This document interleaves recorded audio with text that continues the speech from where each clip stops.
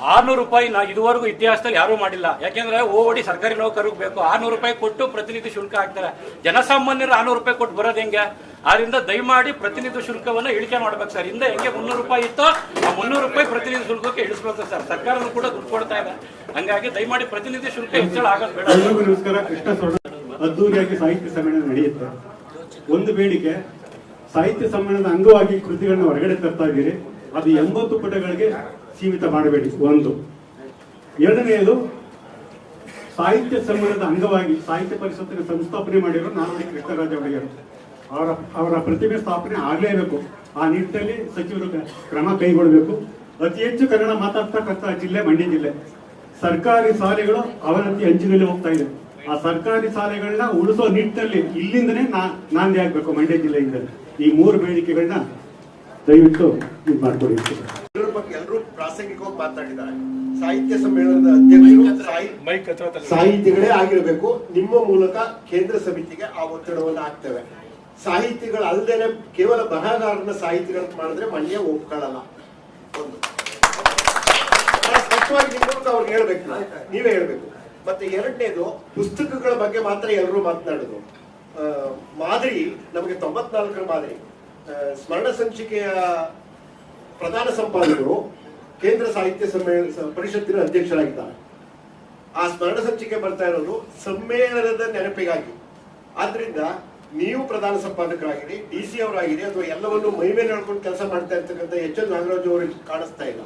HL Nagaraju ಆಗಿರಲಿ, ಅದು ನಮ್ಮ ಸ್ಥಳೀಯತೆಯ ಪ್ರಶ್ನೆ ಸರ್, ಸ್ಥಳೀಯತೆಯ ಪ್ರಶ್ನೆ.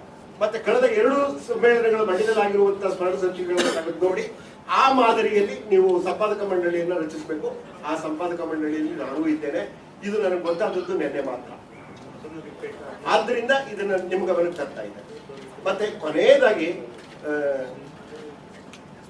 ಮೀರಾಶಿವಲಿಂಗೇನವರಾಗ್ಲಿ, ನಾವಾಗ್ಲಿ, ಇವರಾಗ್ಲಿ ನೇಮಕ ಆದವರಲ್ಲ. ನಿಮ್ಮಿಂದ ಇಂಥ ಕೆಲಸವನ್ನ ಮಾಡಿಕೊಡಿ ಅಂತ ನೀವು ನಮ್ಮನ್ನ ಕರೆದಿದ್ದೀರಿ. ನಿಮ್ಮ ಕೆಲಸವನ್ನ ನಾವು ಮಾಡಿಕೊಡ್ತಾ ಇದ್ದೇವೆ.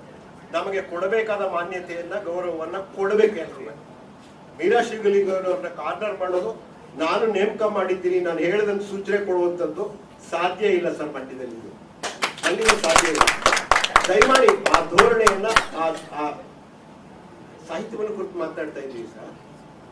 ನಾವು ಮಾತಾಡೋ ಮಾತು ಹೂನಾಗಿರ್ಬೇಕು ಅಂತ ಕವಿ ಹೇಳ್ತಾರೆ.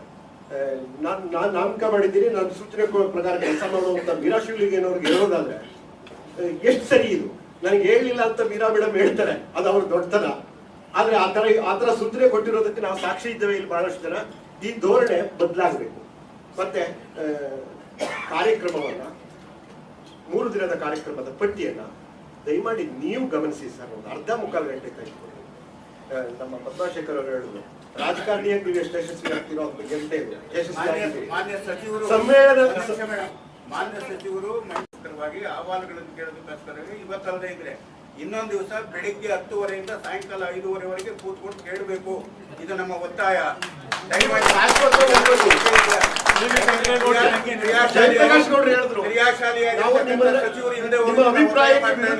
ಅಭಿಪ್ರಾಯವನ್ನ ನಾವು ಹೇಳಿದ ಕ್ಷಣಕ್ಕೆ ಚಲುವರಾಯ ಸ್ವಾಮಿ ಅವರನ್ನ ವಿರೋಧಿಸೋದಲ್ಲ. ಅಭಿಪ್ರಾಯ ಭೇದ, ಟೀಕೆ, ವಿಮರ್ಶೆ ಇವೆಲ್ಲ ಬೇರೆ ಬೇರೆ ನೆಲೆ. ದಯವಿಟ್ಟು ಕ್ಷಮಿಸಿ.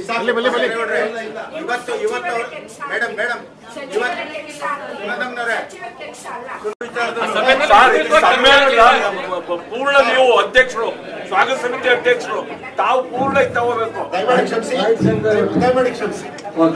ನಾನು ಕರೆದು ಪ್ರೆಸ್ ಮೀಟ್ ಮಾಡಿದಾಗ ನಾನು ಹೇಳಿದೆ, ಇವ್ರಂತಾರೆ ನನ್ನ ಜೋಶಿ ಅಂದ್ರು ಅಂತಾರೆ.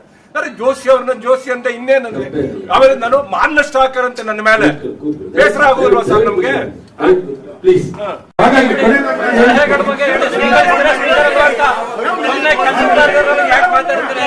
ನಿಮ್ಗಾಗ ಅವಮಾನ, ಸಾಹಿತ್ಯ ಪರಿಷತ್ ಆಗ ಅವಮಾನ ಅಲ್ಲ. ಸಾಹಿತ್ಯ ಪರಿಷತ್ ಬಗ್ಗೆ ನಮ್ಗೆ ಗೌರವ ಇದೆ. ನಿಮ್ಮ ಧೋರಣೆ ತಿಳ್ಕೊಳ್ಳಿ. ಸರ್ವಾಧಿಕಾರಿ ಮನೋಭಾವನೆ ಅಭಿಪ್ರಾಯ ಸ್ವೀಕರಿಸಿ, ಹೇಳಿಕೆ ಪ್ರತಿ ಹೇಳಿಕೆ ಕೊಡ್ತಾ ಹೋಗ್ಬೇಡಿ. ಹೇಳಲು ಹೋಗಿ ಮಾತು ಸಾರ ಮಾಡಿ ಅಲ್ಲ, ಪುರಾಣ ಕಥೆ ಎಲ್ಲ ಹೇಳ್ಬೇಡಿ ಸರ್.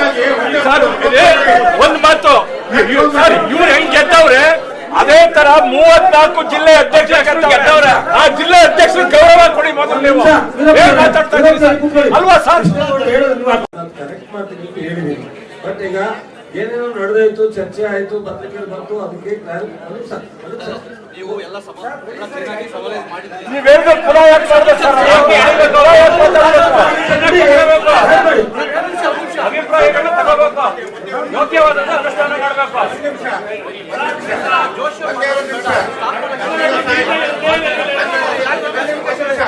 ಕನ್ನಡ ಸಾಹಿತ್ಯ ಪರಿಷತ್ತಿನ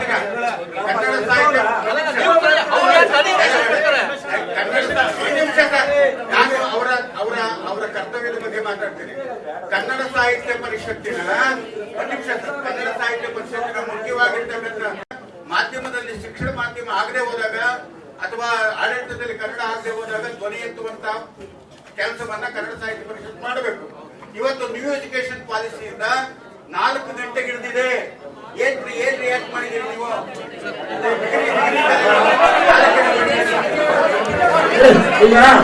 ಈಗ ಮುಗಿಸೋಣ, ಊಟ ಮಾಡ್ಕೊಂಡು ಹೋಗಿ ಮತ್ತೆ ನಿರಂತರವಾಗಿ ಸಂಪರ್ಕದಲ್ಲಿ ಇರ್ತೀನಿ.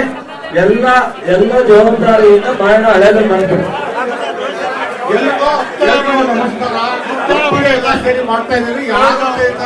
ಯಾವುದೇ ಗಲಿಬಿಲಿಯಿಂದ ಯಾವುದೇ ಸಂಶಯಗಳನ್ನ ಇಟ್ಕೋಬೇಡಿ, ಯಾವುದೇ ಸಂಶಯಗಳನ್ನ ಇಟ್ಕೋಬೇಡಿ. ನಾವೇನು ಮಾಡೋದಿಲ್ಲ ಸರ್, ಸಹಕಾರ ಕೊಡ್ತೇವೆ, ವಿಶ್ವಾಸ ಮಾಡಿಲ್ಲ.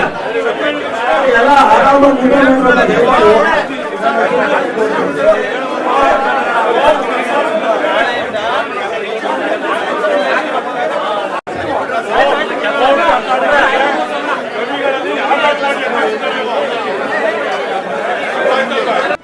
ಜಿ ಕನ್ನಡ ನ್ಯೂಸ್ ಈಗ ನಿಮ್ಮ ಮನೆಯಲ್ಲೇ ನೋಡಿ. ಎಲ್ಲ ಕೇಬಲ್ಗಳಲ್ಲಿ ಈಗ ಲಭ್ಯ.